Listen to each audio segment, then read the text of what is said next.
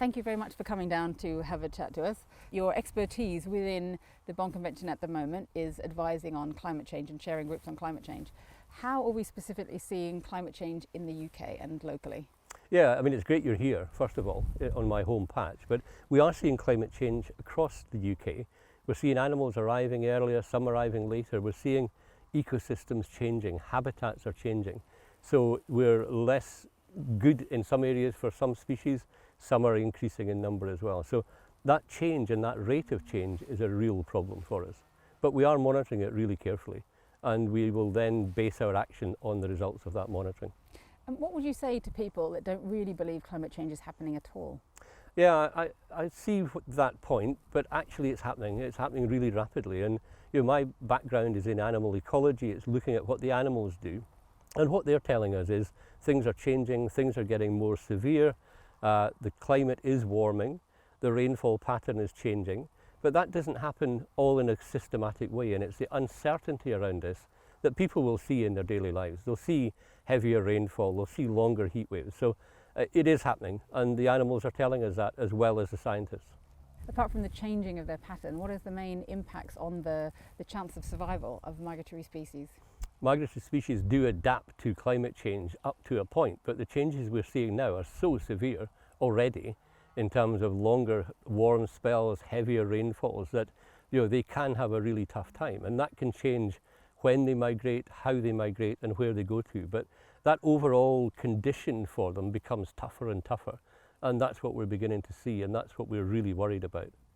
And for the migratory species, it's not just the impacts in one country, it's all the countries along the flyway, and some of the migratory species that are here are going through a lot of different countries. Of course, I mean, we are linked by these animals as they move back and forward, whether it's a bird or a shark or whatever, and it's that international effort that we need to actually counter climate change that will help the animals concerned. So it may be a swallow coming from Africa, it may be a basking shark coming from wherever they come from, because we're still not entirely sure.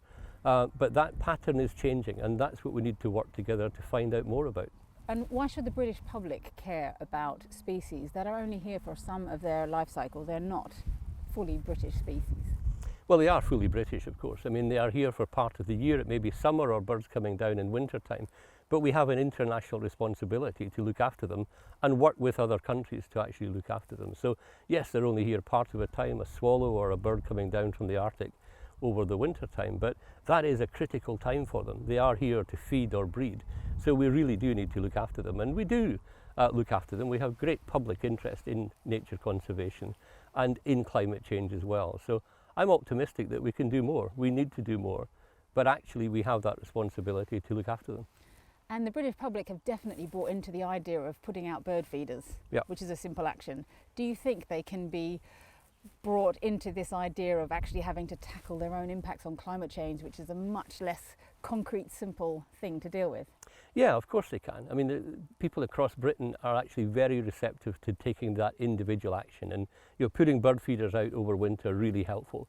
Recycling, really helpful. Looking at how you move around the country, what kind of car you've got, really helpful. So there are loads of things that people can do and are doing, and I think it's just building that momentum to get more and more people on board. And obviously we're doing a tour of the country on this expedition. We're speaking to lots of people who have got already good ideas, are putting into place really interesting projects, but the second world record is this one to engage or to encourage the most people ever to take action on climate change in a month. Now, some will be thinking, well, my small action, even if there are lots of people doing that small action, will that really help, and will that really potentially even help save swallows? Yeah, people's individual action is the key here, and every tree you plant, every pond that you dig, every time you take the bus rather than your own car, that all helps. And when you look at the global effort, and of course here in Scotland with the climate change conference later in the year, we will be looking at the global effort, but the individual effort adds up and adds up. So yeah, please do plant the tree, please do think how you're travelling. And what are your hopes that we might be able to achieve with this expedition? Well, I think it's great you're here, and it's great that you're travelling around the country. It's mad, of course, but I think you will get people on board. I think you will encourage people, especially young people, but also the oldies as well, to come on board, not literally, but to actually follow the expedition around and to see what you're doing. And I think it's great, it's exciting, and it's really well timed in terms of the climate change and nature crises that we've got. And what are your hopes specifically for COP26? It is, after all, just a big conference amongst other big conferences. Yeah, it's a really important big conference, that's the difference. And I hope that there is a linkage from climate change to nature, that if we look after the natural world, that will help the climate change argument. So it's about getting the twin emergencies together, about dealing with them together.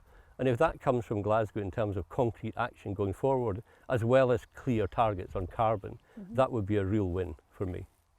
For those who might not understand what the twin emergencies are, what are they? Yeah, I mean, one emergency is about nature loss. It's about we don't have the animals in numbers that we used to have in many countries around the world. It's about habitats that are fragmenting and being destroyed.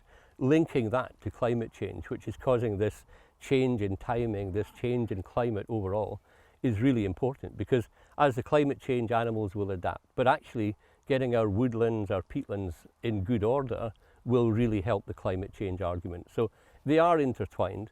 They're twin emergencies, maybe not identical twin emergencies, but they are twinned in that sense. Standing here on the edge of Loch Lomond, looking out over quite a stunning backdrop, you might not necessarily understand that there is a biodiversity crisis. There's a serious lack of it, even in this country. What would you say to that? We're really lucky to have the landscape that we have, and that's down to how people look after the land in these areas. But actually then you look at, we have fewer swallows, we have fewer fish coming into our sea lochs and into our freshwater lochs. So that change is underneath there. It is beginning to happen and is happening. So over time we need to deal with that if we're going to maintain a healthy environment. And a healthy environment means a healthy economy. So the two things go hand in hand. So we really do need to take it seriously. It looks fantastic, and it is fantastic, of course it is. But actually there are changes happening here and across the world that we really need to deal with. So with the kind of rapid increase in renewable energy, which I'd assume you kind of think is generally a good thing, there are also some potential negative consequences on migratory species. Can you explain that conundrum? Yeah, I mean, of course, if you put turbines up or power lines, then birds in particular may hit them, bats may hit the structures as well. There's a load of action going on, both through the Convention on Migratory Species and here in the UK, to understand the interaction and then to minimise the number of animals that are killed. And there has been a lot of good planning. If you put a wind farm in the right place, away from migration routes, then the chances are it won't kill anything at all. If you put it in the wrong place in other countries, that can happen, then you can have a problem. So part one is about location, then it's about how you manage the area in particular. So it's very much about nailing down where that particular wind farm or power line will be. And that's the same around the world, same issue. So you think with proper planning that you can have both? We can have healthy populations of migratory species, but also big networks of renewable energy? With proper planning we can, and we're very lucky here in the UK that we do have a good planning system overall. But actually it's about starting on day one. It's about engaging conservationist and planner, developer on day one to say, well, here's my initial thoughts, where do I want to go, where can I go? If you leave it too late, then that's when problems arise. But that day one conversation is really important. And what can an ordinary person do in relation to those? Should you just go for it, sign up to fully renewable energy if you can, or should you be half thinking, well, do I need to check where it's come from, what the process is, or is it worth just going for it with renewable energy? I mean, renewable energy is essential. We know we've got to move from the carbon economy to a green economy. So within that, it's always worth checking where your energy supply comes from anyway, in any country around the world, to make sure that there is environmental credentials behind that. But actually the big switch from carbon to green is really, really important globally. So I would encourage people to engage with that, but as you say, to check where it's come from. Britain did drive the Industrial Revolution. Do you think we have the potential to drive a green revolution too? Oh, I have no doubt, absolutely no doubt that we have. And that's a mix of technology, it's a mix of the ecologists that we have, it's the encouragement to have the green economy, to have that green baseline in the economy. So absolutely no doubt we have the potential to do it. It's then about building the will to do it, and that's from those who have the argument, if you like, to communicate to those that maybe don't believe it all. But actually we are making good progress. If you look back 5, 10 years, look at where we've come from. So, no, absolutely, yeah.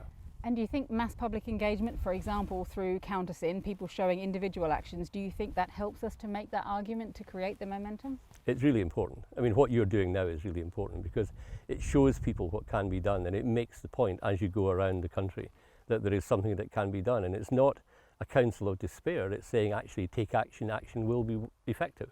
So it's that positive message that's really, really important. You deal at a national but also an international level.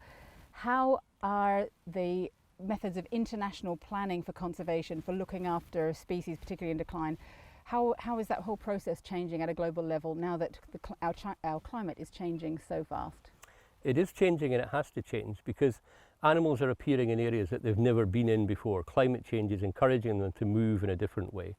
Historically, countries had to wait until an animal was there permanently, as it were, in each cycle annually.